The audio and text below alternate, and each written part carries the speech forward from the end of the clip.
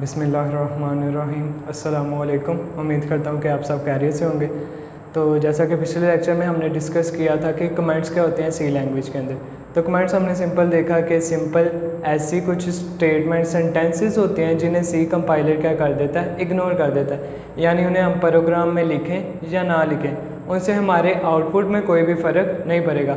लेकिन उनसे जो दो बेनिफिट्स हमें मिलेंगे, एक तो हमें अपना कोड खुद के समझने के लिए काफ़ी ज़्यादा क्या होगा, मदद मिलेगी, आसान हो जाएगा कि इन फ्यूचर अगर तो हम अपना कोई पुराना कोड देखते हैं, प्रोग्राम देखते हैं, तो अगर तो हमने कमेंट से लिखे हुए हैं, कमेंट से समझाया हुआ है कि यहाँ पे हमने ये काम किया है, इस स्टेटमेंट में ये फंक्शनैलिटी परफॉर्म हो रही है, तो कम चांसेस हैं कि हमें वो प्रोग्राम समझ में ना आए। इसी तरह हमने देखा कि जो हम कमेंट्स ऐड करते हैं वो दूसरे प्रोग्रामर्स को भी ये फैसिलिटेट करते हैं, ये फैसिलिटी प्रोवाइड करते हैं कि वो हमारे प्रोग्राम को क्या कर सकें, अच्छी तरह से अंडरस्टैंड कर सकें, समझ सकें। उसमें हमने देखा सिंपल दो टाइप्स हैं कमेंट्स की, एक सिंगल लाइन कमेंट्स और second multi line comments. Single line comments simple ऐसे कमेंट्स जो एक ही लाइन पे हम लिख देते हैं, जो एक ही लाइन के ऊपर पूरे आ जाते हैं और उन्हें हम शॉर्ट डिस्क्रिप्शन के लिए यूज़ करते हैं। और इसी तरह हमने मल्टी लाइन कमेंट्स देखा, ऐसे कमेंट जो एक लाइन से ज़्यादा एक्सीड कर जाए, यानी एक लाइन पे पूरे ना आए, वो नेक्स्ट लाइन में आ जाए या फिर दो तीन लाइनों में उन्हें हमें बताना पड़े, तो उन कमेंट्स को हम मल्टी लाइन कमेंट्स कहते हैं। आज के इस लेक्चर में हम डिस्कस करने जा रहे हैं आपकी बुक का टॉपिक नंबर 1.3 जो है कॉन्स्टेंट्स एंड वेरिएबल्स। उसमें से हम सबसे पहले देखेंगे कि कॉन्स्टेंट्स क्या होते हैं। अब कॉन्स्टेंट्स की अगर डेफिनेशन की बात कर ली जाए तो constants are values that can not be changed by a program. Constant simple क्या होती हैं, ऐसी वैल्यूज़ होती हैं जिन्हें प्रोग्राम में हम चेंज नहीं कर सकते। इसकी एग्जांपल आप इस तरह से कंसीडर कर लें, लेट्स सपोज आपके पास डिफरेंट बॉक्सेस हैं और हर बॉक्स के अंदर आपने डिफरेंट फ्रूट्स उनके अंदर रख दिए। अब लेट्स सपोज एक बॉक्स है, उसके ऊपर आपने एप्पल का लेबल लगा दिया हुआ है। अब आप जब भी उस बॉक्स को ओपन करेंगे तो उसके अंदर क्या मौजूद होंगे, एप्पल्स ही मौजूद होंगे। ये नहीं होगा कि दूसरे बॉक्स से कोई दूसरा फ्रूट आगे एप्पल्स के बॉक्स में खुद ब खुद रखा जाए जब तक कि आप उसे खुद नहीं रखते। तो इस केस में हमने क्या देखा कि जो एप्पल्स हैं वो चेंज नहीं हो रहे, जो उसमें अंदर बॉक्स के अंदर हमने एप्पल्स रखे थे वो एप्पल्स ही रहेंगे। तो इसी तरह कॉन्स्टेंट्स भी क्या होते हैं, सिंपल ऐसी वैल्यूज़ होती हैं जिन्हें हम चेंज नहीं कर सकते। एक दफ़ा हमने उसे बॉक्स में डाल दिया तो हम जब भी हम देखेंगे तो वो क्या रहेगी, वैल्यू उसी की उसी तरह रहेगी। सही है। अब इसकी एग्जांपल्स आप देख सकते हैं कि कुछ भी आप नंबर रख सकते हैं, 91 हो सकता है या फिर पॉइंट्स में वैल्यू आ सकती है या फिर कोई भी नंबर जिससे आप कॉन्स्टेंट के तौर पर सेट कर सकें, वो वैल्यू क्या कहलाएगी, कॉन्स्टेंट कहलाएगी। सही है। वो कोई भी नंबर हो सकता है, कोई भी डेसिमल पॉइंट हो सकती है, वैल्यू कोई भी नंबर हो सकता है। अब अगर कॉन्स्टेंट्स की टाइप्स देखी जाए तो आपकी बुक में उसने 3 टाइप्स बताई हुई हैं, इंटीजर कॉन्स्टेंट, रियल कॉन्स्टेंट और करैक्टर कॉन्स्टेंट। अब अगर इंटीजर कॉन्स्टेंट की बात की जाए तो आपने नाम से अंडरस्टैंड करना है, इंटीजर हम कहते हैं नंबर्स को, सिंपल ऐसे नंबर्स जिनके अंदर डेसिमल पॉइंट नहीं आता। जिस तरह अगर आप ये नंबर देखें ना तो ये आ रहा है 101.23, तो ये जो पॉइंट आ रहा है इसे हम डेसिमल पॉइंट कहते हैं या फिर फ्लोटिंग पॉइंट वैल्यू कहते हैं।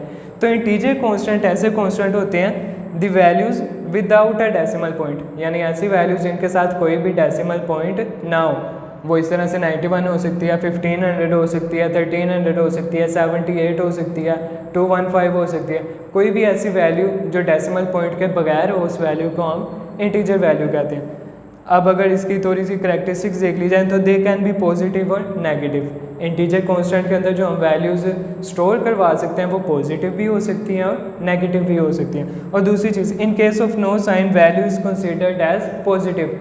अगर तो हमने कोई भी साइन नहीं लगाया हुआ, मैथ्स में भी ये चीज़ आपने काफ़ी दफ़ा पढ़ी होगी कि जिस वैल्यू के साथ कोई साइन नहीं होता वो पॉजिटिव होती है। अगर तो हमने नेगेटिव वैल्यू लिखनी है, मतलब माइनस लिखनी है, वैल्यू -23 है, -91 है, तो उसके साथ हमें नेगेटिव का साइन लाजमी यूज़ करना पड़ेगा। लेकिन अगर तो कोई वैल्यू पॉजिटिव है तो हम उसके साथ प्लस का साइन लिखें या ना लिखें, वो वैल्यू पॉजिटिव ही कंसीडर होती है। और इसकी एग्जांपल में भी आप खुद से कुछ भी एग्जांपल दे सकते हैं, सिंपल पॉजिटिव और नेगेटिव नंबर्स, बस कंडीशन क्या है कि उनके साथ डेसिमल पॉइंट नहीं होना चाहिए। सेकंड पे जो दूसरा कांस्टेंट आ रहा है रियल कांस्टेंट। सही है। ये इंटीजर कांस्टेंट से ऑपोजिट है। इंटीजर कांस्टेंट में हमने देखा ऐसी वैल्यूज़ जिनके साथ डेसिमल पॉइंट नहीं होता, जबकि रियल कांस्टेंट ऐसी वैल्यूज़ होती हैं इंक्लूडिंग अ डेसिमल पॉइंट, जिनमें डेसिमल पॉइंट क्या होता है, शामिल होता है। दे कैन आल्सो भी पॉजिटिव और नेगेटिव। जिस तरह इंटीजर कांस्टेंट हमने देखा कि वो पॉजिटिव भी हो सकती है, नेगेटिव भी हो सकती हैं, तो real constant floating point values ये भी पॉजिटिव और नेगेटिव दोनों ही हो सकती हैं।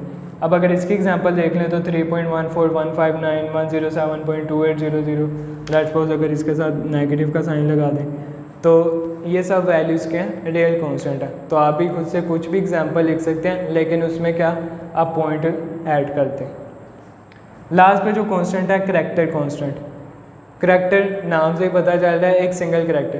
तो करैक्टर कांस्टेंट में क्या होता है कि कोई भी सिंगल करैक्टर, चाहे वो अपर केस के अंदर लिखा हुआ है, चाहे वो लोअर केस के अंदर अल्फ़ाबेट लिखा हुआ है, चाहे वो कोई नंबर है मैथ्स में नंबर, चाहे वो 9 है 1 है, लेकिन कंडीशन क्या है कि इंटीजर और रियल में हमने देखा कि 84 हो सकता है, 168 हो सकता है, 5, 10 काफ़ी ज़्यादा नंबर्स उसके अंदर आ सकते हैं। लेकिन करैक्टर कांस्टेंट के अंदर क्या है, एक लिमिट है कि अगर आपने नंबर स्टोर करवाना है या फिर कोई भी दूसरा करैक्टर स्टोर करवाना तो उसके अंदर एक ही डिजिट आना चाहिए। जिस तरह से ये 8 है, ये 1 है, ये V है, ये Z है, ये एक्सक्लेमेटरी मार्क है, सही है। अब अगर इसकी डेफिनेशन देख ली जाए तो any single small case letter, कोई भी सिंगल अकेला स्मॉल केस लेटर या फिर अपर केस लेटर या फिर डिजिट या पंचुएशन मार्क कोई आ सकता है या फिर कोई भी स्पेशल सैम्पल। अब इसमें एक जो चीज़ है इनक्लोज विद सिंगल कोट्स, इनमें हमने देखा कि ना तो हमें इंटीजर कांस्टेंट में हम सिंगल कोट के अंदर बंद करते हैं, ना ही हम रियल कांस्टेंट के अंदर सिंगल कोट्स के अंदर हम वैल्यूज़ को इनक्लोज करते हैं। लेकिन करैक्टर कांस्टेंट के अंदर आपने क्या करना है, जब भी आपने कोई करैक्टर कांस्टेंट डिफाइन करना है, करैक्टर वैल्यू स्टोर करवानी है, तो आपने क्या करना है, उसे हमेशा सिंगल कोट्स के अंदर लिखना। अब हमने ये तो देख लिया कि कॉन्स्टेंट्स क्या होते हैं, सिंपल ऐसी वैल्यूज़ जो प्रोग्राम के अंदर चेंज नहीं हो सकती। 3 उसकी टाइप्स हैं, इंटीजर कांस्टेंट, रियल कांस्टेंट और करैक्टर कांस्टेंट। इंटीजर कांस्टेंट ऐसी वैल्यूज़ जिसके अंदर डेसिमल पॉइंट नहीं आता, वो पॉजिटिव और नेगेटिव दोनों हो सकती हैं। रियल कांस्टेंट ऐसी वैल्यूज़ जिसके अंदर डेसिमल पॉइंट आता है, वो फ्लोटिंग पॉइंट वैल्यूज़ होती हैं और वो भी पॉजिटिव और नेगेटिव दोनों हो सकती हैं। और इसी तरह करैक्टर कांस्टेंट के ऐसे कांस्टेंट जो एक तो सिंपल सिंगल करैक्टर के ऊपर मुश्तमिल हो। अब वो सिंगल करैक्टर में आपके पास upper case letter, lower case letter, कोई नंबर भी आ सकता है, स्पेशल सैम्पल्स या फिर पंचुएशन मार्क्स, इनमें से कोई भी चीज़ आ सकती है। और एक कंडीशन ये है कि उन्हें हमने किसके अंदर इनक्लोज करना है, सिंगल कोट्स के अंदर क्या करना है, इनक्लोज करना है। और वो हमेशा एक सिंगल वैल्यू होनी चाहिए। मिसाल के तौर पर जिस तरह ये 8 है, अब अगर तो मैं ये 81 लिख देता हूँ यहाँ पर, तो ये करैक्टर कांस्टेंट कंसीडर नहीं होगी, एरर जनरेट हो जाएगा। अब एक जो चीज़ जो आपकी बुक में नहीं बताई गई लेकिन आपके लिए समझने के लिए काफ़ी ज़्यादा ज़रूरी है कि अगर तो हमने इन कॉन्स्टेंट्स को प्रोग्राम के अंदर यूज़ करना है तो उसका तरीक़ेकार क्या है। तो जब भी आपने प्रोग्राम के अंदर कॉन्स्टेंट को यूज़ करना है तो आप सबसे पहले क्या यूज़ करेंगे, एक कीवर्ड यूज़ करेंगे कॉन्स्ट का, CONST, सही है। ये कीवर्ड लिखने के बाद आपने डाटा टाइप बतानी है। डाटा टाइप हम डिटेल में आगे जाके पढ़ेंगे। फ़िलहाल समझने के लिए ये कंसीडर कर लें कि अगर तो इंटीजर कांस्टेंट है तो हम उसकी डाटा टाइप अलहदा बताएंगे, रियल कांस्टेंट है तो उसकी डाटा टाइप अलहदा होगी, इसी तरह करैक्टर कांस्टेंट है तो उसकी डाटा टाइप अलहदा होगी। अब अगर तो मैं इंटीजर कांस्टेंट बताना चाह रहा हूँ तो उसके लिए डाटा टाइप यूज़ होगी इंट, INT, इंट। मैंने सिंपल क्या किया, कॉन्स्ट का कीवर्ड बताया, फिर मैंने कंपाइलर को ये बताया कि डाटा टाइप कौन सी यूज़ हो रही है, यहाँ पे इंट यूज़ हो रही है। फिर मैंने बताना है कांस्टेंट को जो मैं नाम देना चाह रहा हूँ, वो नाम लेट सपोज मैंने यहाँ पे A लिख दिया। और लास्ट में मैंने क्या करना है, इस कांस्टेंट के अंदर जो वैल्यू स्टोर करवानी है वो लिख देनी है। तो लेट सपोज मैं इसके अंदर 12 स्टोर करवा देता हूँ। अब जब इसे प्रोग्राम के अंदर हम एग्जीक्यूट करेंगे तो क्या होगा कि आप आउटपुट में अगर देखें, जब हमने इस प्रोग्राम को कंपाइलर के ऊपर लिखा और एग्जीक्यूट किया तो प्रोग्राम में हमें नीचे आउटपुट में 12 वैल्यू शो होगी। हमने सिंपल इंस्ट्रक्शन दिया था कि ये जो कांस्टेंट है इसकी वैल्यू को क्या करो, प्रिंट करवा दो, और आउटपुट में हमें 12 नज़र आ गया। अब अगर तो हम कोशिश करें इस कांस्टेंट को चेंज करने के लिए, हमने देखा था कि कांस्टेंट ऐसी वैल्यू जो प्रोग्राम के अंदर चेंज नहीं हो सकती। अब अगर तो नेक्स्ट स्टेटमेंट में लिखने की कोशिश करता हूँ कि A = 13, और जब भी मैं इसे एग्जीक्यूट करूँगा तो आउटपुट में देखे उसने एरर जनरेट कर दिया और उसने कहा है कि ये रीड ओनली वेरिएबल को आप क्या कर रहे हो, चेंज करने की कोशिश कर रहे हो, सही है।